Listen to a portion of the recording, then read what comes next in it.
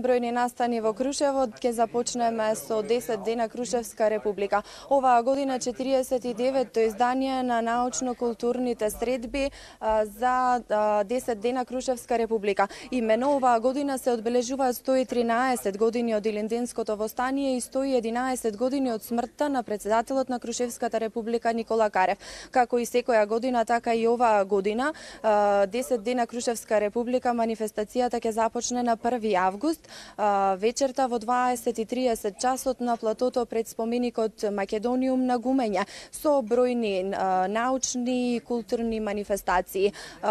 Како ќе започне и како ќе се одвива оваа манифестација денеска беше обзнаено на пресконференцијата. Во продолжение предлагам да ја слушнеме изјавата на градоначалникот на општина Крушево Ѓорги Дамчевски, кој воедно ги повика и сите посетители кои се тука да останат, меѓутоа и сите останати граѓани на Република Македонија, како и гости од останатите земји да присуствуваат на оваа манифестација, бидејќи ќе има бројни настани во тие 10 дена тукму тука во Крушево.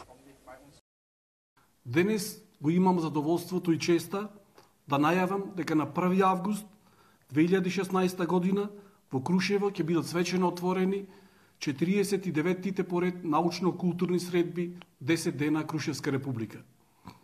Отворањето ќе се случи на платото на местоста Гумења во 20 часот, на местото каде што пред 113 години е извршено испробувањето на Трешовото топче, каде што заседавал штабот на горското начелство и каде што на 2 август 1903 година е одржана голема народна веселба по повод ослободувањето на градот.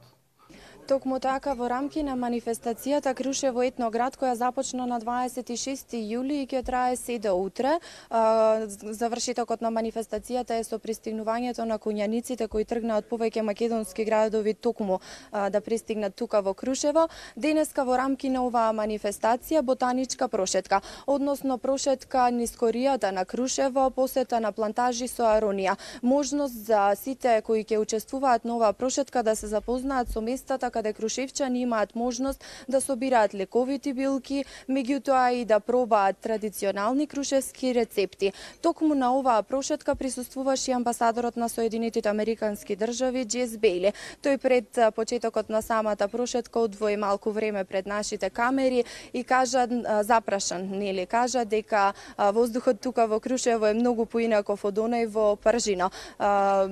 Посетата се должи на тоа што минатата година бил тука во Крушево, меѓутоа немал можност да остане повеќе време. И токму поради тоа оваа година одвоил повеќе време да ужива и да посвети повеќе време на прошетки и на запознавање со културата на Крушево. Предлагам тука да ја слушнеме изјавата на амбасадорот Бејли. Is the air cleaner in Krushevo than Pruzhino? Yes, it is. I think by any scientific study. Дали е воздухот во Крушево почист од воздухот во Пржино? Секако секоја научна студија би го потврдила тоа. Меѓутоа во Пржино направивме некои работи што би биле веројатно од полза и за Крушево во иднина. Инаку мило ми е што сум тука, што уживам во ова прекрасно обкружување и прекрасна атмосфера и што го поддржувам овој добар проект. A great initiative for the city.